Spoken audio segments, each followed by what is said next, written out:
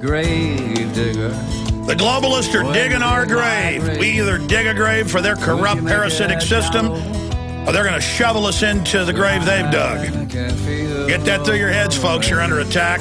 The enemy's announced it and thinks you're too stupid to recognize it. We'll find out human's potential.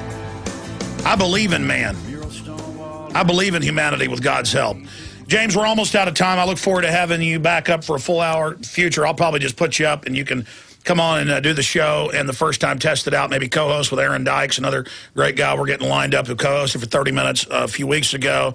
But I'm just honored to have you on. Tell us about some of your latest reports on eugenics, the Rockefeller Foundation documents about sterilant vaccines. That was one of your latest reports I saw, and some of the other reports you're working on.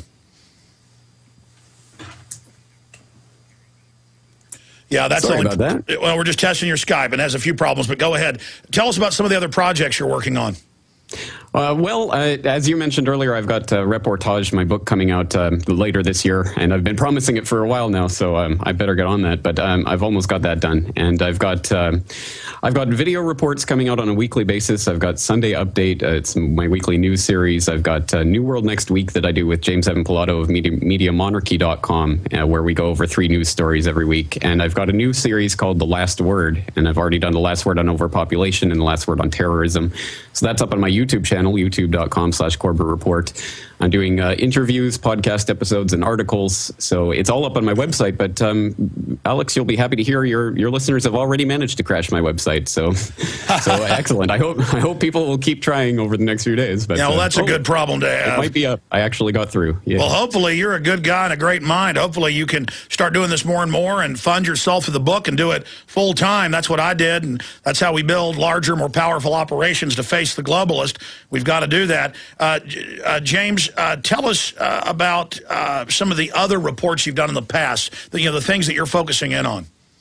Well, for instance, on my podcast this week, I covered 30 ways you're being spied on, and it's just basically an audio documentary collecting some audio clips of all of the just craziness that's being employed to spy on the American people and people all around the globe, and from the blimps that the Utah State Police are using to the spy satellites that the American government is now admitting they are using against the American people, to the cell phone tracking, all of those incredible ways that we're now admittedly being tracked, traced, and controlled. And I tried to end it on a bit of a positive note with someone saying that the technology that's enslaving us is also the technology that will free us, and that we can use this technology against the system.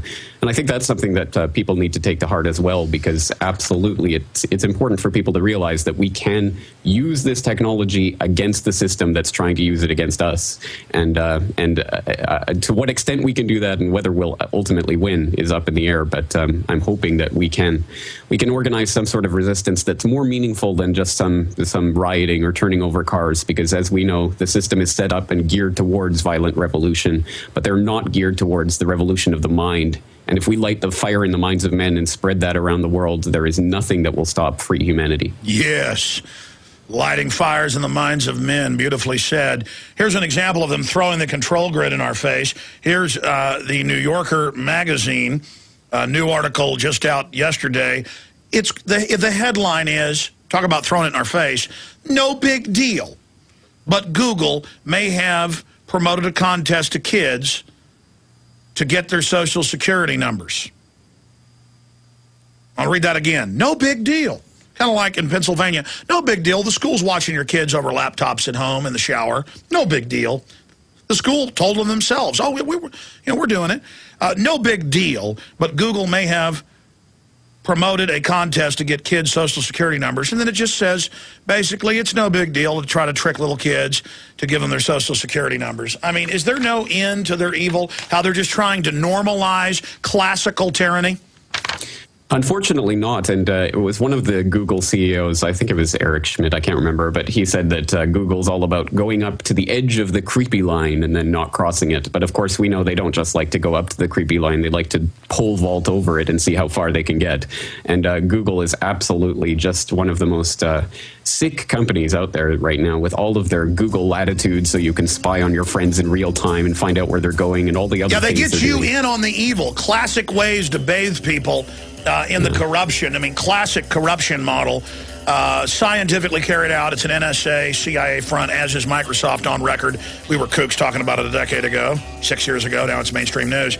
James Corbett, amazing interview. We'll talk to you again soon. We're going to come back and I'm going to tell you who the big guest is. Thank you. Who the big guest is tomorrow.